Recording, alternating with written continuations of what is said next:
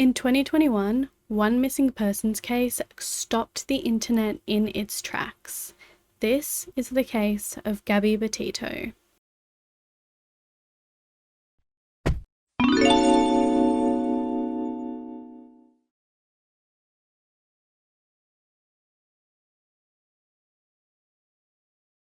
Hey friends, welcome back. This is where we take those cases that shook the world and break them down step by step. No fluff, just the facts and the bigger picture. And today's case, well, you couldn't go online in 2021 without hearing her name. On Instagram, it looked perfect. A young couple on the road, national parks in the background, a van converted into their very own tiny home on wheels. It was the picture of freedom, adventure, and love. But behind the filters and hashtags, something much darker was unfolding. In 2021, the name Gabby Petito became impossible to avoid. Her story wasn't just in the headlines, it was everywhere. It dominated TikTok, YouTube, Twitter, the nightly news. Millions of people across the world followed her case in real time, desperate for answers. Gabby was just 22 years old. She had her whole life ahead of her. An adventurous spirit, a family who adored her. She set out on what should have been the trip of a lifetime with her fiancé, Brian Laundrie.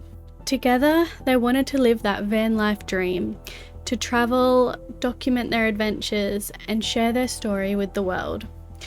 But what started as a dreamy road trip became one of the most shocking and heartbreaking true crime cases in recent history. This case matters not only because of Gabby, but because of everything it revealed. The warning signs people missed, the way people handled key moments, how the internet turned itself into an army of detectives, and how her family refused to stay silent.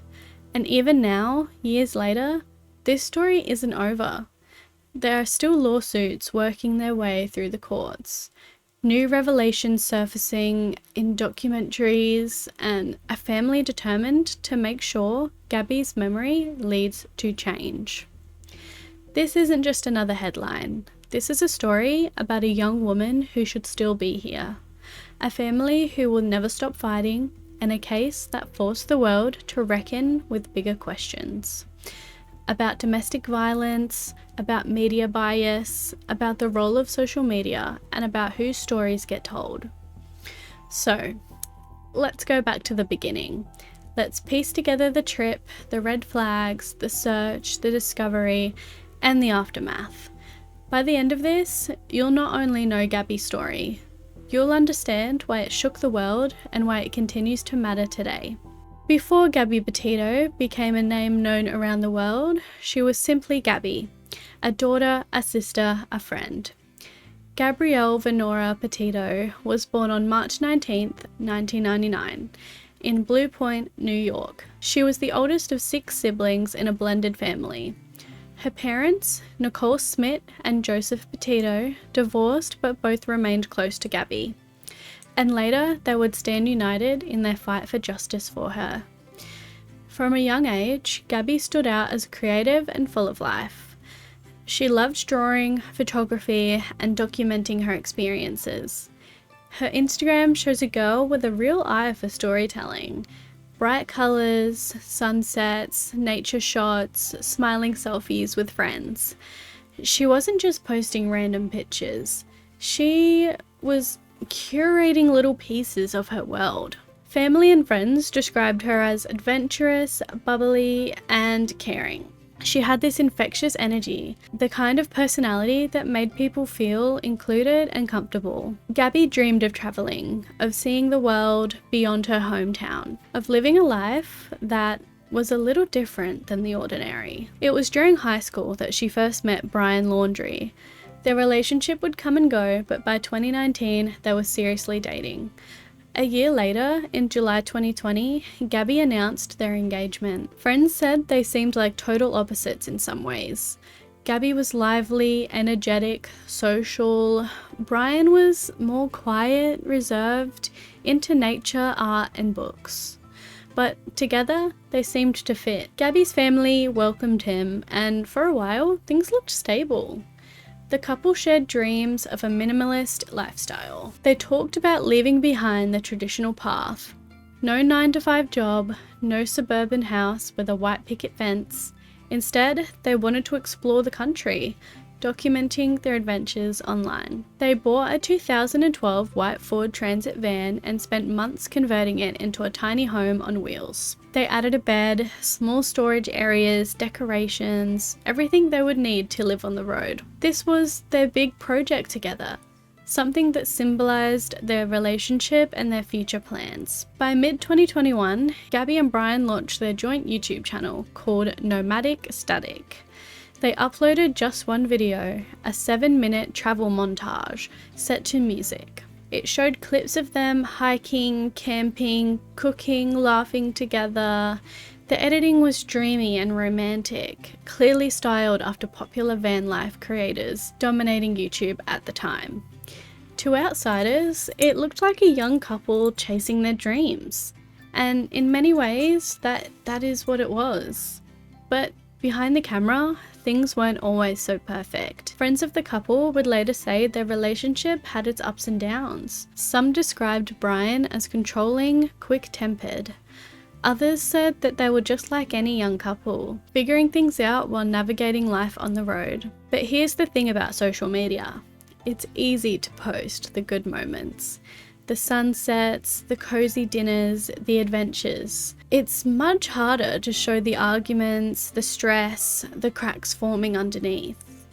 And Gabby and Brian, like so many people, presented the polished version of their relationship to the world. What no one could see then was how fragile things really were. And as we move into the van trip itself, those cracks would start to show in ways that couldn't be hidden behind filters or music. By the summer of 2021, Gabby and Brian were ready to hit the road. They'd spent months preparing their 2012 Ford Transit van, painting, decorating, turning it into a minimalist little home on wheels. For Gabby, this wasn't just about travel. It was about living the van life dream she saw so many creators on Instagram and YouTube showcasing. She wanted to tell her own story, to share her own adventures. On July 2nd, they officially set out from Gabby's hometown in Blue Point, New York. Their plan was ambitious. Drive across the country, stopping at national parks, camping, hiking, and documenting everything. Gabby posted on Instagram throughout the trip. Her captions were upbeat, often sprinkled with emojis, sometimes poetic, sometimes casual. The photos were exactly what you'd expect from a couple chasing wanderlust. Scenic shots of red canyons, starry skies, cozy dinners made on a portable stove.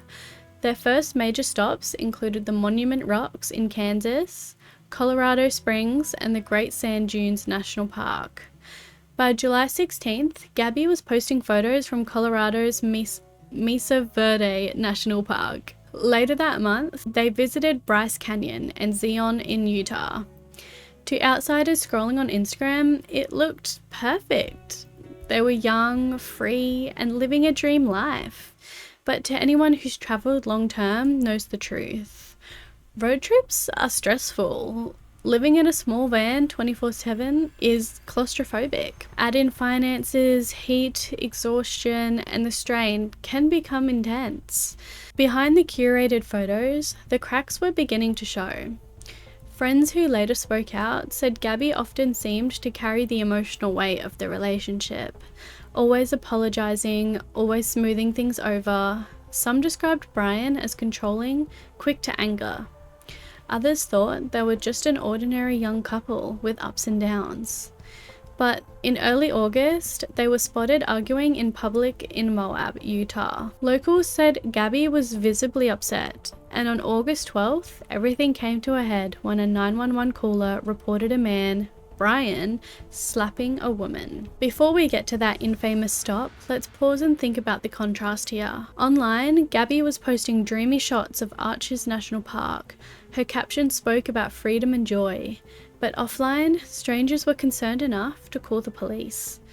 This is what makes Gabby's story so haunting. On one hand, you have the Instagram perfect version, sunsets, van dinners, love on the road. On the other, you have witnesses seeing a young woman in distress. By August, the tension was undeniable, and soon the entire world would see it for themselves through the police body cam footage that went viral. By August 12th, the cracks in Gabby and Brian's road trip had spilled into public view. That morning, a 911 call came into dispatch in Moab, Utah. The caller reported seeing a man slapping a young woman outside their van. The man, of course, was Brian. The woman was Gabby. Police located their white Ford Transit van later that afternoon near the entrance of Arches National Park. What happened next became one of the most haunting and scrutinized parts of the entire case. The police body cam stop. The footage begins with Gabby, visibly distressed, sitting in the passenger seat. She's crying, her voice shaky. She explains to the officer that she suffers from anxiety and OCD, and that the couple had been fighting all morning. She says she struck Brian first because she was frustrated. She didn't want him to leave her stranded. She was upset. She admits that she was mean. Brian, meanwhile, is calm. Almost too calm. He chats with the officers, laughs occasionally, and paints himself as the one trying to calm Gabby down. He points to scratches on his face and arm, saying Gabby attacked him with her phone. The officers separate the two to question them. Gabby apologizes repeatedly, saying she gets anxious and blames herself. She tells them she didn't mean to hurt Brian, that she was just frustrated. She minimizes everything, a behavior domestic violence experts later pointed out as a classic in abuse victims. Brian, on the other hand, stays composed and rational, framing Gabby as the aggressor. He even jokes with officers, describing Gabby as crazy but harmless. Eventually, the police classify Gabby as the primary aggressor. Under Utah law, they technically could have arrested her for domestic assault, but instead they decide not to. They separate the couple for the night. Brian is taken to a hotel. Gabby stays with the van. Now, here's where things get very controversial. An independent review conducted later concluded Moab police mishandled the stop. They didn't take into account the full context, and they failed to properly document Gabby's injuries, and they didn't recognize her as the likely victim of abuse. In fact, one officer was later disciplined for errors in the report. Domestic violence experts who reviewed the footage were blunt. Gabby was showing all the signs of a victim, crying uncontrollably, blaming herself, downplaying her injuries, desperately trying to protect Brian, even as she was clearly in distress. Meanwhile, Brian's calm demeanor is a textbook example of how abusers can present as rational and collected when outsiders are watching. This stop has since become one of the most debated moments in the case. Gabby's parents have argued that this was the turning point. If the officers had recognized what was really happening, Gabby might still be alive. That argument became central to the $50 million lawsuit they later filed against Moab police. But even beyond the courtroom, the footage became symbolic. Millions of people watched it online. They saw a young woman minimizing her pain and apologizing for everything, and a system that failed to protect her. The Moab stop ended with Gabby and Brian going their separate ways for the night. But by the very next day, they were back together, continuing their trip. And tragically, the cycle of tension and apology continued. This moment is often described as the missed chance to save Gabby. And whether or not that's entirely fair to say, it's clear the stop was a crossroads.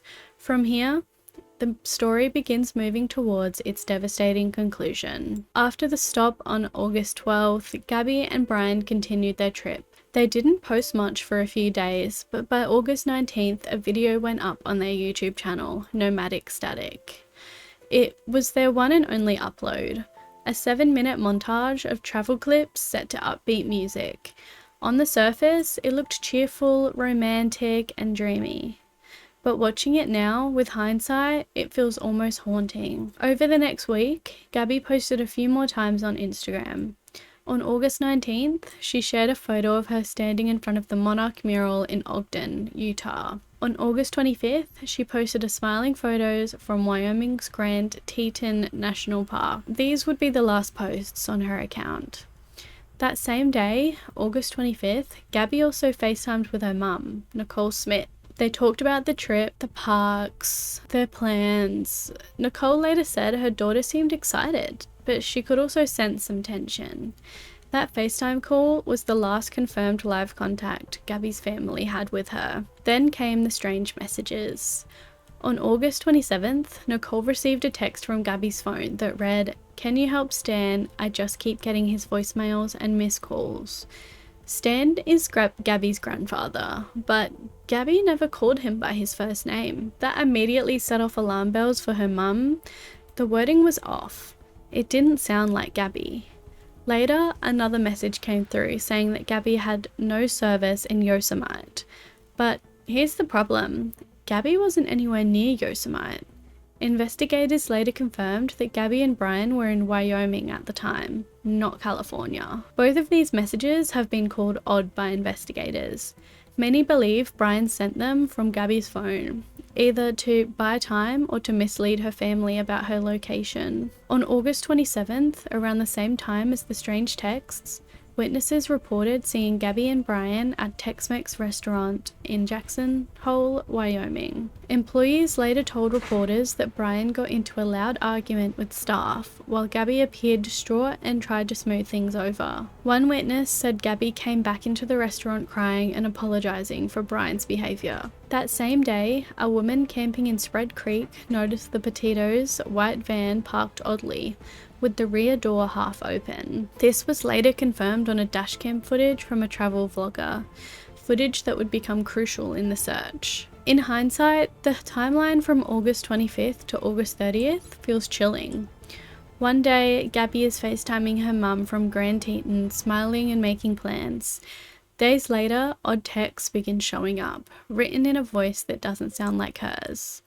Witnesses see her crying in public, apologizing for Brian's temper, and then silence. For Gabby's family, the texts were the turning point. Her mum later said she knew deep down something was wrong the moment she read the Stan message. It just didn't sound like her daughter. Looking back, these final days show the stark contrast between what Gabby's life looked like online, pretty photos, cheerful captions, and what was actually happening in real time. By September 1st, Brian was back in Florida, driving Gabby's van. Gabby was nowhere to be seen. He didn't call her family, he didn't tell anyone what had happened. He walked into his parents' home and acted like nothing was wrong. 10 whole days would pass before Gabby's family reported her missing on September 11th. And in those 10 days, Brian's silence only deepened the mystery. Why had he come home alone? Where was Gabby? And why wasn't anyone giving her parents answers? Gabby's family hadn't heard from their daughter since those odd messages in late August. And now Brian, the one person who should know what happened, wasn't returning calls. He had their van, but no Gabby. Nicole Smith, Gabby's mum, later said she knew something was terribly wrong the moment she realized Brian was back without her. On September 11th, 2021, Gabby's family officially reported her missing to police in Suffolk County, New York. That same day, the case hit the national news. Within hours, Gabby's name was trending on Twitter. Within days, it was everywhere. And this is where something extraordinary happened. The internet itself turned into a detective agency. TikTok users began dissecting Gabby's Instagram post, pointing out changes in her captions and speculating about who actually wrote them. Some analysed her nail polish colours in different photos, suggesting which ones might have been taken earlier or later. Reddit threads popped up overnight, filled with theories and timelines. YouTubers uploaded hour-long breakdowns of the case, pulling every scrap of information they could find. The hashtag Gabby Petito exploded, amassing hundreds of millions of views. People on TikTok shared maps, police scanner audio, even satellite images. Others focused on analysing the Moab police body cam footage, which had been released publicly, and debating whether officers had failed her. Some of this online attention was chaotic. Misinformation spread quickly, and not every theory was helpful. But in at least one crucial way, the internet made a difference. A travel vlogging couple named Jen and Kyle Bethune went back through their dashcam footage from late August. In the background of one of their videos, they noticed a white van parked off a dirt road near Spread Creek, Wyoming. When they zoomed in, it matched Gabby and Brian's van, even down to the stickers on the back.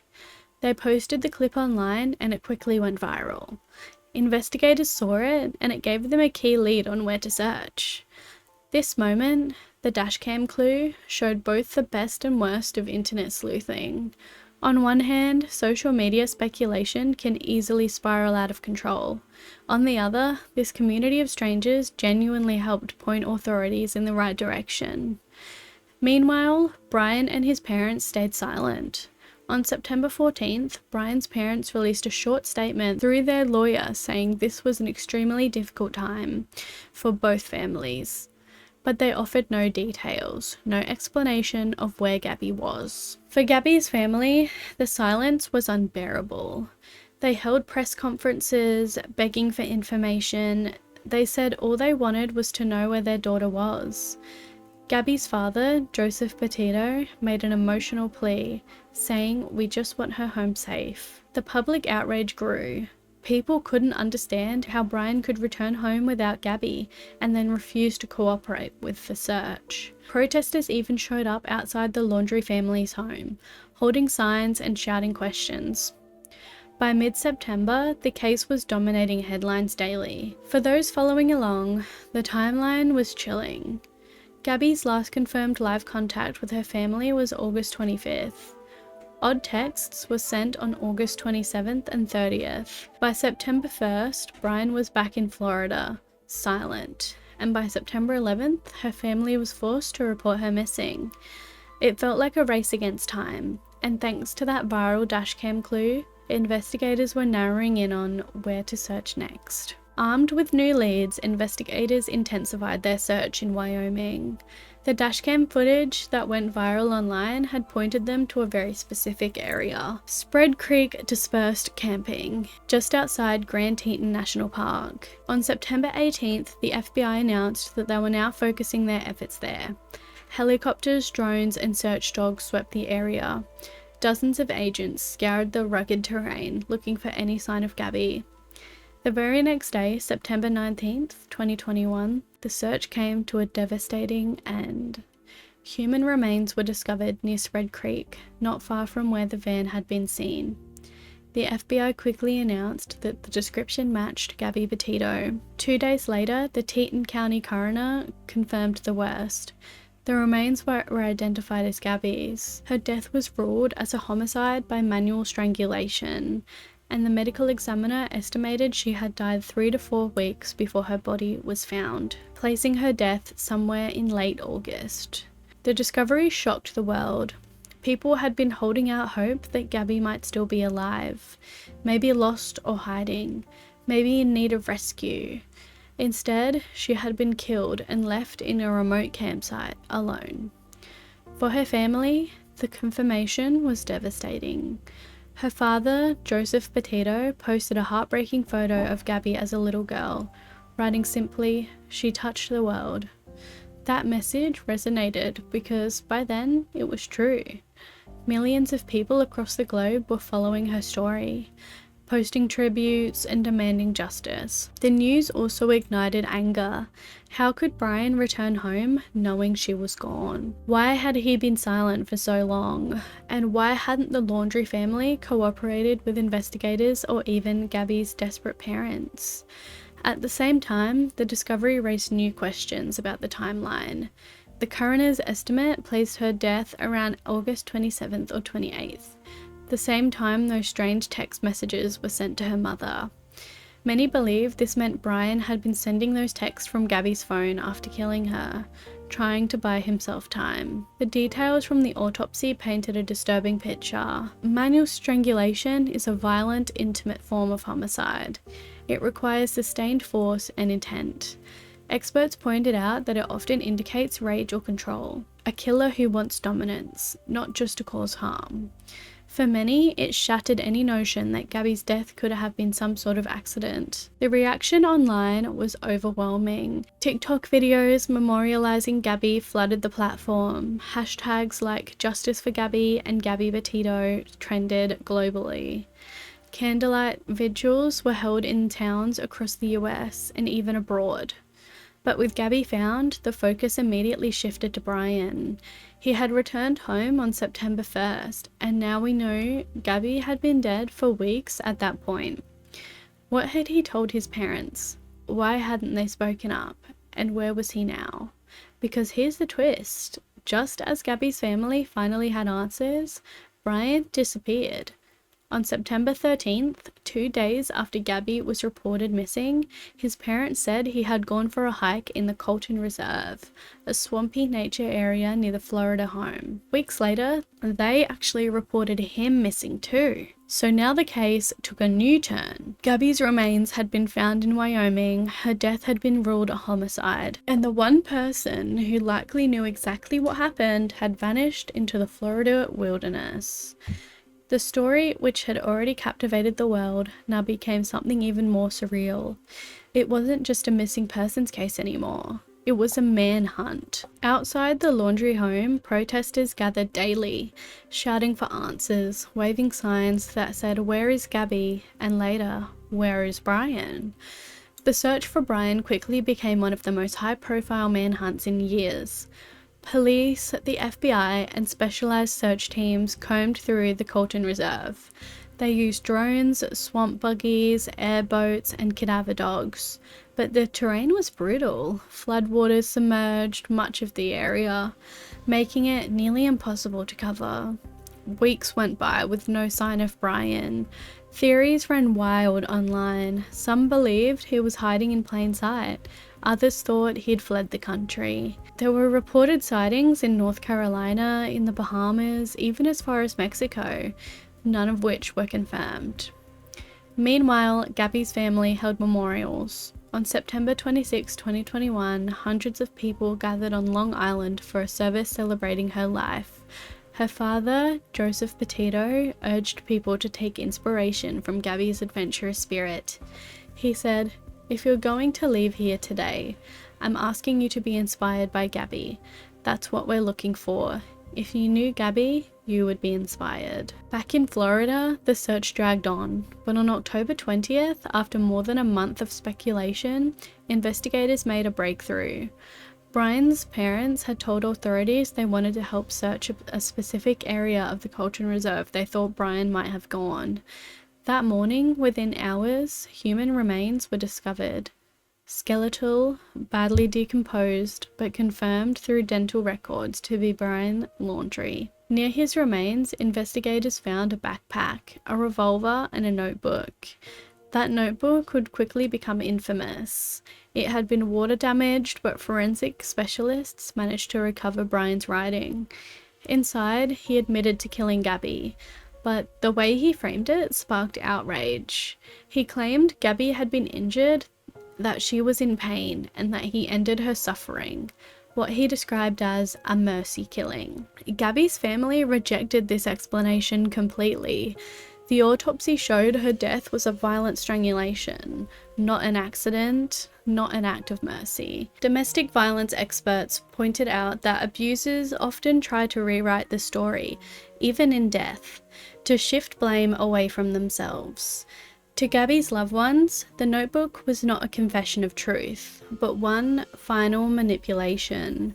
The revolver found nearby was determined to be the weapon Brian used to take his own life. His cause of death was ruled suicide by a self-inflicted gunshot wound to the head. But the story didn't end there.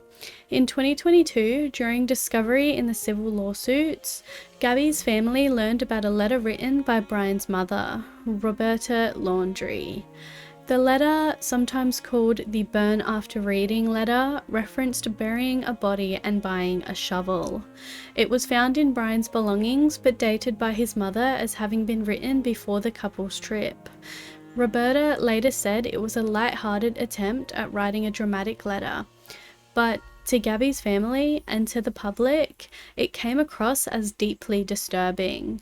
The fact that such a letter even existed only fueled speculation about what the Laundries knew and when they knew it. Gabby's parents accused them of withholding information and adding to their anguish. With Brian's remains found and his notebook confession released, law enforcement officially closed the criminal case in January 2022.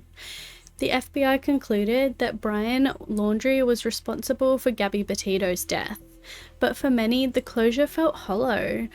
Brian was gone. He would never stand trial. Gabby's family would never get the answers to the countless questions they had.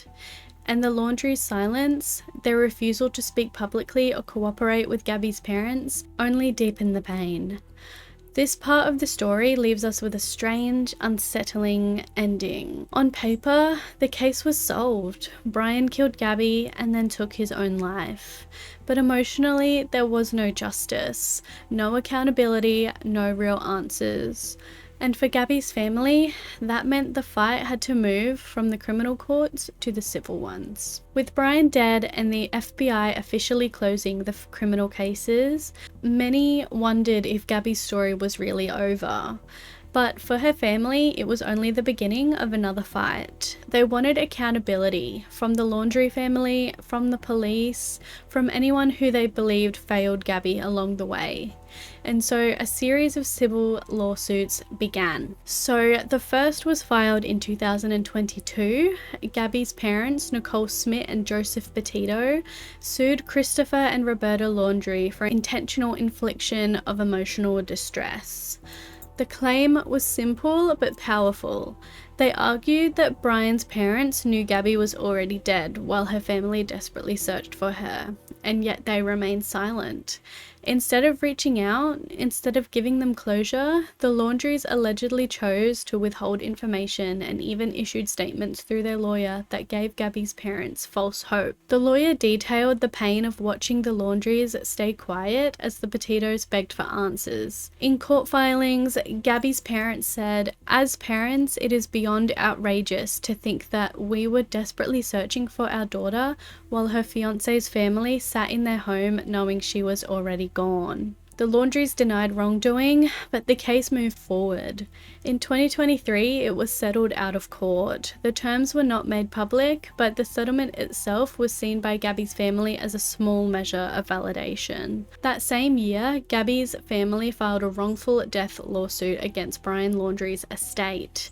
Even though Brian had little in the way of assets, the case was symbolic. A judge awarded the Petitos $3 million, money that, in practice, they would likely never see, but which legally established Brian's responsibility for Gabby's death. The Petitos said that the money didn't matter. What mattered was the judgment, the formal acknowledgement of what Brian had done. The biggest and most significant lawsuit, though, was filed in November 2022. Gabby's family sued the Moab Police Department at several of its offices for $50 million, arguing that they failed Gabby during the August 12th traffic stop. The lawsuit pointed out that officers had evidence of domestic violence, scratches on Gabby, her extreme emotional distress, her statements of anxiety, and yet they labelled her the aggressor and let her and Brian continue on their way. The suit argued that the officers violated Utah's laws and their duty to protect. Essentially, the claim was this: had they properly recognized Gabby as the victim, she might have been separated from Brian for longer, gotten help, and ultimately survived. In late 2024, a Utah judge dismissed the case, citing governmental immunity laws that shield police departments from many civil claims. But Gabby's parents immediately appealed. Their lawyers argued that immunity should not apply when constitutional rights are at stake, and they vowed to keep fighting. As of 2025, that appeal is still ongoing, and while it's a legal battle, it's also about something bigger: reform. Gabby's family has said they don't just want justice for their daughter. They want to change the way police handle domestic violence cases so the mistakes made in Moab aren't repeated with someone else. These lawsuits matter because without them, there is no trial, no courtroom accountability. Brian's suicide closed the criminal case forever. So the civil courts became the only avenue left for Gabby's family to seek recognition of the failures that led to her death. It's also important because the lawsuits keep Gabby's name alive. They keep pressure on law enforcement agencies to review their protocols, and they keep the conversation going about how domestic violence victims are treated when they reach out for help. For Gabby's parents, each legal filing has been another way of saying our daughter mattered, her life mattered, and we will not let her story end with silence. For many people, it felt like the first case they had followed in real time, day by day, with the entire internet acting as an audience. The combination of Gabby's age, her presence on social media, and the mystery of her disappearance made the story almost impossible to look away from. But with that attention also came criticism. Commentators and advocates pointed out that Gabby's case was an example of what's been called missing white woman syndrome. The term refers to the pattern where missing young white women, especially those who are blonde, thin, and middle class, receive wall-to-wall media attention, while missing people of color or missing men are often barely covered at all.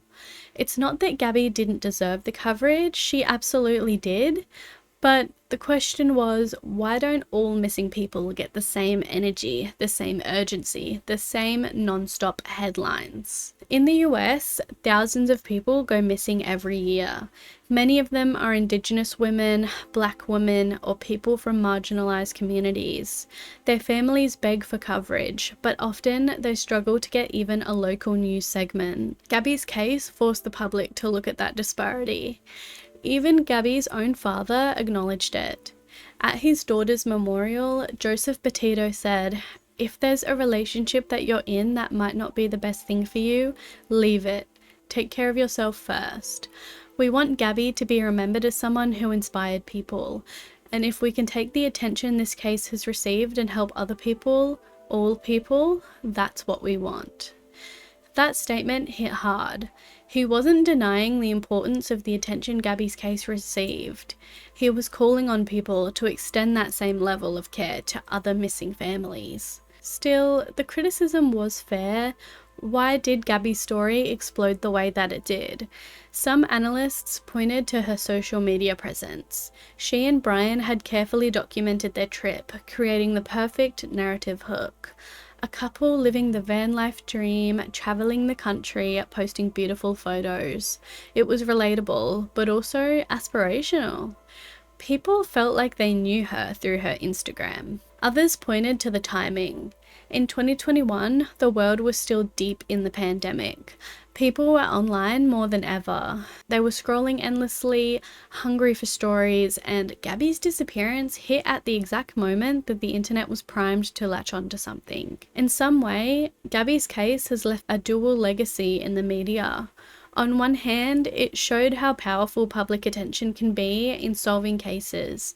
Remember, it was that viral dashcam footage that helped locate Gabby's van and ultimately led investigators to her remains. Social media in that sense did make a real difference. On the other hand, it exposed the disparities in whose story gets told, and that conversation about media bias, about representation, about fairness is part of why Gabby's case continues to matter even years later. Even years after Gabby's death, her story continues to unfold. New details have surfaced through documentaries, interviews, and legal proceedings, reminding us that this isn't just a closed chapter in true crime history. It's a case still echoing today. In February 2025, Netflix released a 3-part docuseries titled American Murder, Gabby Petito. It quickly shot to the top of the platform, drawing millions of viewers worldwide. The series wove together home videos, interviews, body cam footage, and social media clips to paint a fuller picture of Gabby's life and final days. What made it controversial, though, was the use of AI-generated voiceovers to read Gabby's texts and diary entries. Some viewers felt it gave Gabby a voice that was haunting and powerful. Others criticized it as exploitative. Either way, it kept her story in the public eye and re-sparked conversations about how technology is used in true crime storytelling. The documentary also spotlighted Gabby's parents, showing their ongoing fight for accountability. Seeing their grief up close years later was a reminder that while the internet may move on, the families never do. In May 2025, ABC's 2020 aired a 2-hour special titled Vanishing Point. Unlike earlier coverage, this program included previously unseen text messages from Gabby's phone provided by her parents. These texts revealed more of the dynamics in her relationship with Brian. They weren't just arguments about daily stress. They showed patterns of control, manipulation, and isolation. For example, in one message, Gabby described feeling like she couldn't do anything right without upsetting Brian. In another, she hinted at being afraid of how he might react if she made small mistakes. To Gabby's parents, releasing these texts wasn't just about giving the public more information. It was about showing the reality of what she was living through and helping others recognize warning signs in their own relationships. Gabby's name also remains central through the Gabby Petito Foundation, which her parents launched in late 2021. The foundation focuses on supporting families of missing persons and providing resources for domestic violence survivors. The foundation has already helped fund search efforts for other missing individuals and has provided training to law enforcement agencies on how to better respond to domestic violence calls. Gabby's mother, Nicole Smith, has become a powerful advocate, speaking at conferences, schools, and survivor events. She has said that even years later, she's still learning new information about what happened to her daughter. That fact, that there are still unanswered questions, is a reminder of how alive this case still is. The reason that this case has such a staying power isn't just because of how widely it was covered in 2021. It's because it continues to speak to larger truths: the role of social media, the failures of police, the warning signs of abusive relationships, the bias in media coverage, and the resilience of families who turn grief into advocacy. By now, you've probably realized that Gabby Petito's story isn't just one story. It's many stories woven together. It's the story of a 22-year-old young woman with her whole life ahead of her, creative, adventurous, full of dreams, whose life was cut tragically short. It's the story of a relationship that looked picture perfect on Instagram, but behind closed doors showed signs of imbalance, control, and fear. It's the story of missed red flags, of a police stop that could have gone differently, of a family begging for answers while another family stayed silent. It's the story of how the internet became an army of detectives, how one couple's dashcam video helped locate Gabby, and how TikTok and YouTube turned this case into a global obsession. And it's the story of a family who refused to let their daughter be forgotten, who turned their grief into advocacy, and who are still, even today, fighting for change. The Gabby Petito Foundation, launched by her parents in 2021, is one of the clearest pieces of her legacy. Through it, they've supported families of other missing people, raised awareness about domestic violence, and provided funding for training programs that teach law enforcement to better recognize abuse dynamics. They've partnered with several organizations, helped distribute resources to survivors, and worked with schools to educate young people about healthy and unhealthy relationships. In doing so, they've made sure that Gabby's name isn't just attached to a tragedy. It's attached to hope, action, and prevention. Gabby Petito's story is heartbreaking, but it's also powerful. She should still be here today, living her dream, traveling the world, sharing her adventures online. Instead, Her story has become a call to action, a reminder of the importance of recognizing warning signs, of taking domestic violence seriously, of demanding better from the systems that are supposed to protect us. So, as we close, I want to echo the words of her family. Let Gabby's story inspire you. If you're in a relationship that makes you feel small, scared, or silenced, please reach out. Please get help. Put yourself first. If you or someone you know is experiencing domestic violence, please check the resources in the description. You're not alone, and there are people ready to help. And if you want to support Gabby's family directly, visit the Gabby Petito Foundation. Keeping her story alive, supporting her family's mission is one of the most meaningful ways we can honor her memory. Thank you for spending this time with me today, for sitting through this difficult story, and for helping keeping Gabby's name alive. If you found this video informative or meaningful, please take a second to give it a like. It really helps more people find my channel and these stories. If you would like to join me for more deep dives into true crime cases told with empathy and detail, along with a cozy game, make sure to subscribe and hit the bell so you don't miss the next one. Until next time, take care of yourselves, take care of each other, stay safe, and as always, stay curious. Bye!